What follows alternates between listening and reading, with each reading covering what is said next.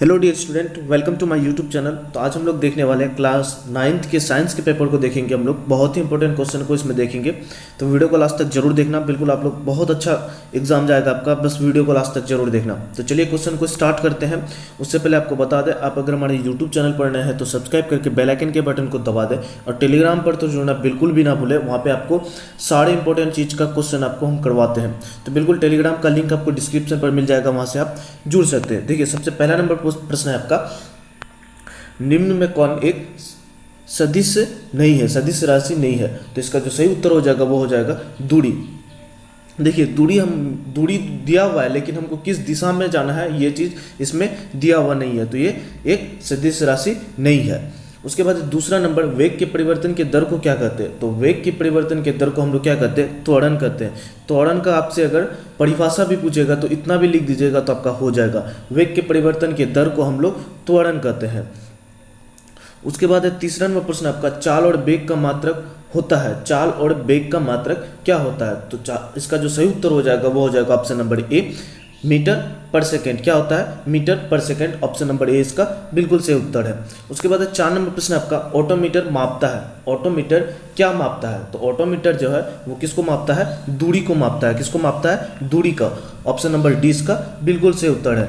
उसके बाद है 5 नंबर प्रश्न आपका, जहाँ पे बोल रहा है 20 मीटर पर सेकेंड का km पर आवर में मान क्या होगा। तो देखिए, km पर आवर में अगर मान पूछे तो उसको आपको क्या करना है, 20 को 18/5 से गुना कर देना है।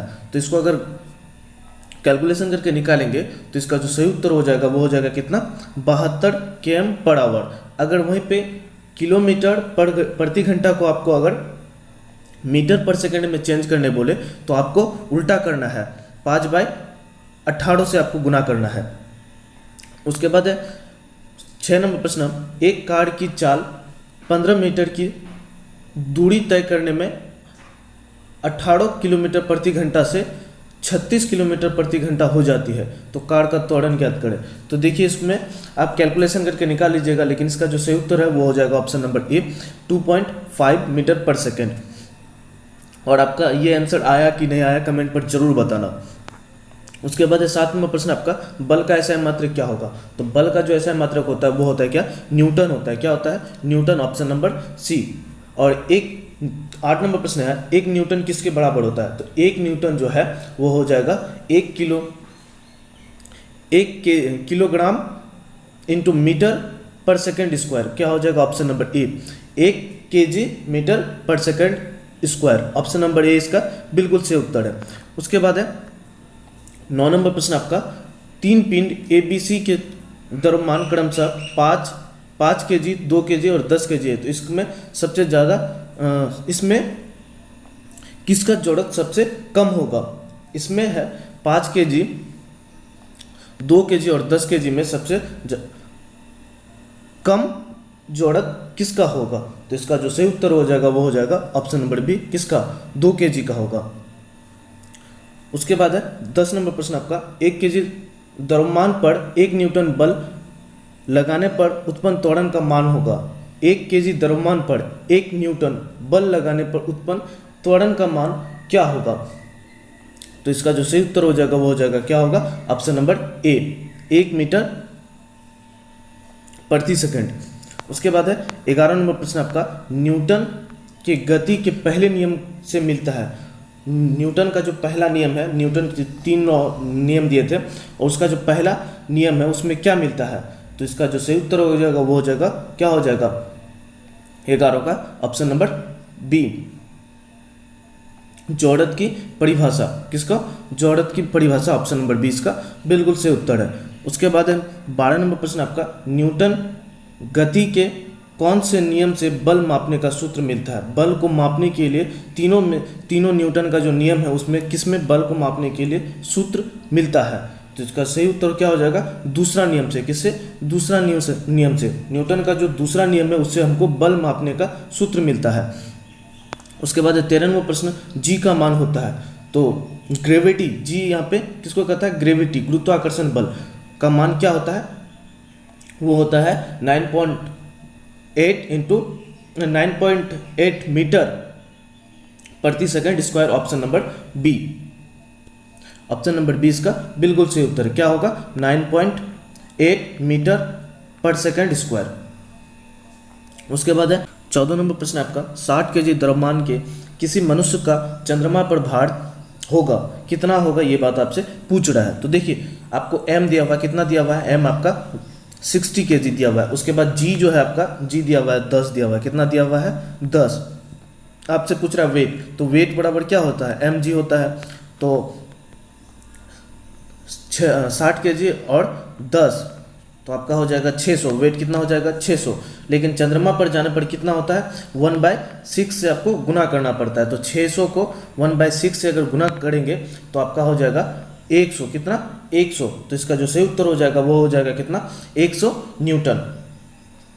उसके बाद है 15 नंबर, शरबत बनाते समय पानी में चीनी मिलाने पर चीनी पानी में मिल जाता है। यह पदार्थ के कणों के किस गुण को दर्शाता है? यह पदार्थ के कौन सा गुण को दर्शाता है? तो इसका जो सही उत्तर हो जाएगा वो हो जाएगा ऑप्शन नंबर ए, पदार्थ के कणों के बीच रिक्त स्थान होता है। क्या होता है? पदार्थ के बीच में जो रिक्त स्थान होता है जिसके कारण से वो चीनी और पानी घुल मिल जाता है। उसके बाद 16 नंबर प्रश्न आपका, निम्नलिखित में कौन सा पदार्थ का उदाहरण है? इनमें से कौन सा पदार्थ का उदाहरण है? तो इसका सही उत्तर क्या हो जाएगा? वो हो जाएगा ऑप्शन नंबर सी, शीतल पेय। कौन सा? शीतल पेय, जिसमें बोलते हैं हम लोग कोल्ड ड्रिंक सब जो आता है, कोको कोला और लिम्का क्या क्या जो आता है वो शीतल पेय। उसके बाद है 17 नंबर, दो विभिन्न पदार्थ के कणों का स्वतः मिलना क्या कहलाता है? दो अगर भिन्न भिन्न पदार्थ के कण स्वतः मिल जाते हैं तो उसको हम लोग क्या कहते हैं? तो उसको हम लोग कहते हैं विसरण। क्या कहते हैं? विसरण, ऑप्शन नंबर ए। उसके बाद है 18 नंबर, किसी तत्व की द्रव्यमान प्रति इकाई आयतन को क्या कहते हैं? किसी भी तत्व के द्रव्यमान की प्रति इकाई आयतन को हम लोग क्या कहते हैं? तो उसको हम लोग कहते हैं, क्या कहते हैं? घनत्व कहते हैं। क्या कहते हैं? घनत्व, डेंसिटी। इसी को कहते हैं हम लोग डेंसिटी। उसके बाद है 19 नंबर प्रश्न आपका, 2 ग्राम हाइड्रोजन 18 ग्राम ऑक्सीजन के साथ मिलकर 18 ग्राम जल का निर्माण करता है, तो वो किसके नियम को प्रदर्शित करता है? तो देखिए पहले जल का फॉर्मूला क्या होता है? H2O। हाइड्रोजन कितना है आपको? 2 ग्राम। कितना? तो हाइड्रोजन का जो परमाणु संख्या होता है कितना? 1 × 2, और ऑक्सीजन का होता है 16। तो 16, 2 + 16 तो 18 हो गया, और इधर भी 18, तो दोनों बराबर हो गया। तो किसको बताता है? द्रव्यमान संरक्षण नियम का। किसको? द्रव्यमान संरक्षण का नियम। उसके बाद है 20 नंबर प्रश्न आपका, जल में हाइड्रोजन और ऑक्सीजन की परमाणु द्रव्यमान का अनुपात सदैव 1.8 होता है, तो किसके नियम को दर्शाता है? तो इसका जो सही उत्तर होगा वो किसका? स्थिर अनुपात के नियम को। यहाँ पे देखिए इसके बीच में अनुपात दिया हुआ है, तो किसके बीच में किसके अनुपात को दर्शाता है? वह स्थिर अनुपात के नियम को दर्शाता है। उसके बाद 21 नंबर, परमाणु त्रिज्या को किस मात्रक में मापते हैं? परमाणु त्रिज्या को हम लोग किस मात्रक में मापते हैं? तो इसका जो सही उत्तर होगा वो हो जाएगा ऑप्शन नंबर ए, नैनोमीटर। किसमें? नैनोमीटर में हम लोग मापते हैं परमाणु द्रव्यमान। उसके बाद 22 नंबर प्रश्न, परमाणु द्रव्यमान को किस इकाई में मापते हैं? परमाणु द्रव्यमान को हम लोग किस इकाई में मापते हैं? तो इसका जो सही उत्तर हो जाएगा वो हो जाएगा ऑप्शन नंबर डी, म्यू में मापते हैं। किसमें? म्यू।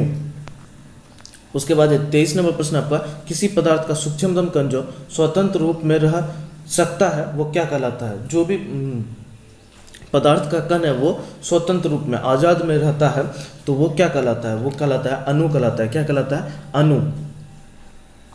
उसके बाद है 24 नंबर, जल की परमाणुकता कितनी होती है? जल की परमाणुकता कितनी होती है? तो देखिए परमाणुकता से क्या कहने का मतलब है, जैसे H2O, तो H2O में हाइड्रोजन कितना है? 2 है, और ऑक्सीजन कितना है? 1 है। तो ये दोनों जितना इसका हाइड्रोजन का कितना लिए हम लोग? 2 गो लिए हाइड्रोजन, और ऑक्सीजन कितना? 1 गो। तो इसी को हम लोग कहते हैं बराबर 3, इसी को हम लोग कहते हैं परमाणुकता। क्या कहते हैं हम लोग इसको? परमाणुकता। इसका जो सही उत्तर हो जाएगा वो हो जाएगा ऑप्शन नंबर सी।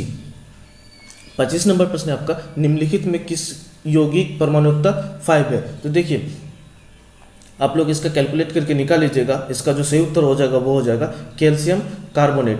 देखिए कैल्शियम का 1, उसके बाद कार्बन का 1, उसके बाद का ऑक्सीजन का 3, तो हो जाएगा आपका 5। तो इसका कितना हो गया परमाणुकता, आपको पूछ रहा है 5, इसमें से किसका परमाणुकता 5 है, तो इसका सही उत्तर क्या हो जाएगा ऑप्शन नंबर सी।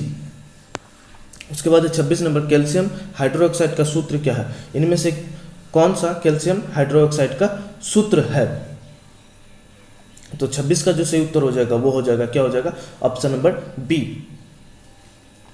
क्या CaOH2। उसके बाद चलते हैं हम लोग 27 नंबर प्रश्न आपका, नाइट्रिक अम्ल का आयनिक द्रव्यमान होता है, नाइट्रिक अम्ल का आयनिक द्रव्यमान कितना होता है, तो नाइट्रिक अम्ल का जो सूत्र होता है वो होता है HNO3, हाइड्रोजन का परमाणु द्रव्यमान 1, और उसके बाद नाइट्रोजन का 14, और ऑक्सीजन कितना है 3 है, तो 1 का होता है 16, तो 3 को गुना कर देना है, 3 को 16 या 48, तो 1 + 14 + 48, तो इसको अगर जोड़ दीजिएगा तो आ जाएगा आपका 63, कितना आएगा 63, तो इसका जो सही उत्तर हो जाएगा वो हो जाएगा ऑप्शन नंबर ए। उसके बाद है 28 नंबर प्रश्न, कोशिका की खोज किसने किया था, तो ये तो सभी लोग जानते हैं, कोशिका का खोज किसने किया था, रॉबर्ट हुक ने किया था, किसने, रॉबर्ट हुक, ऑप्शन नंबर ए। उसके बाद है 29 नंबर, निम्नलिखित में कौन सा जीव एक कोशिकीय है, इनमें से कौन एक कोशिकीय जीव है, तो 29 का जो सही उत्तर हो जाएगा वो हो जाएगा ऑप्शन नंबर ए, पैरामीशियम, कौन, पैरामीशियम एक कोशिकीय जीव है। उसके बाद है 30 नंबर, पादप कोशिका की सबसे बाहरी परत क्या है, पादप कोशिका की सबसे बाहरी परत क्या कहलाता है, इसका जो सही उत्तर हो जाएगा वो हो जाएगा कोशिका भित्ति, क्या कहलाता है, कोशिका भित्ति, ऑप्शन नंबर बी। उसके बाद है 21 नंबर, कोशिका भित्ति बनी होती है, कोशिका भित्ति किसके द्वारा बनी होती है, तो इसका जो सही उत्तर हो जाएगा 31 का वो हो जाएगा ऑप्शन नंबर सी, सेलुलोज, किसके द्वारा, सेलुलोज। उसके बाद है 32 नंबर, कोशिका झिल्ली का कोशिका के बाहर से अपने भोजन तथा अन्य पदार्थ के ग्रहण करने की प्रक्रिया क्या कहलाती है, कोशिका झिल्ली का कोशिका के बाहर से अपने भोजन या अन्य पदार्थ की ग्रहण करने की प्रक्रिया को हम लोग क्या कहते हैं, इसका जो सही उत्तर हो जाएगा वो हो जाएगा इंडोसेटियस, क्या होगा, इंडोसेटियस, ऑप्शन नंबर बी। उसके बाद 33 नंबर प्रश्न आपका, कोशिका में आनुवांशिक गुण की सूचना कहाँ होती है, कोशिका में जो होता है वो आनुवांशिक गुणों की सूचना कहाँ होती है, इसका जो सही उत्तर हो जाएगा वो हो जाएगा ऑप्शन नंबर डी, किसमें, गुणसूत्र में। उसके बाद 34 नंबर, लाइसोसोम कौन बनाता है, लाइसोसोम कौन बनाता है, तो 34 का जो सही उत्तर हो जाएगा वो हो जाएगा ऑप्शन नंबर डी, कौन, गोल्जी उपकरण। उसके बाद है 35 नंबर, किसी विशेष कार्य को करने के लिए कोशिका एक विशेष समूह बनाती है, वह समूह क्या कहलाती है, कोशिका के समूह को हम लोग क्या कहते हैं, उत्तक कहते हैं, क्या कहते हैं हम लोग, उत्तक कहते हैं। यहाँ कह रहा है किसी विशेष कार्य को करने के लिए कोशिका का एक विशेष समूह बनाती है, समूह, कोशिका का एक समूह बनाया तो उसको हम लोग क्या कहेंगे, उत्तक कहते हैं।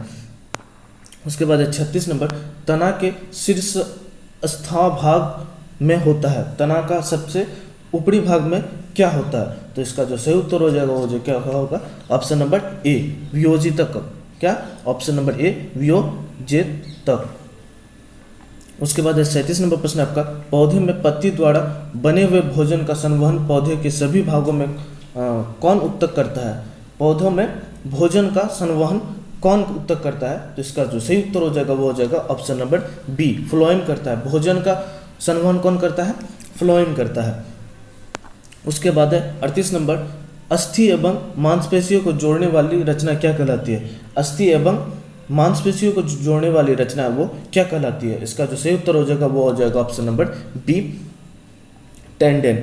उसके बाद नारियल के रेश में कौन सा उत्तक पाया जाता है, नारियल के जो रेशों में होता है उसमें कौन सा उत्तक पाया जाता है, तो इसका जो सही उत्तर हो जाएगा वो हो जाएगा ऑप्शन नंबर सी, साइक्लोडा काइमा।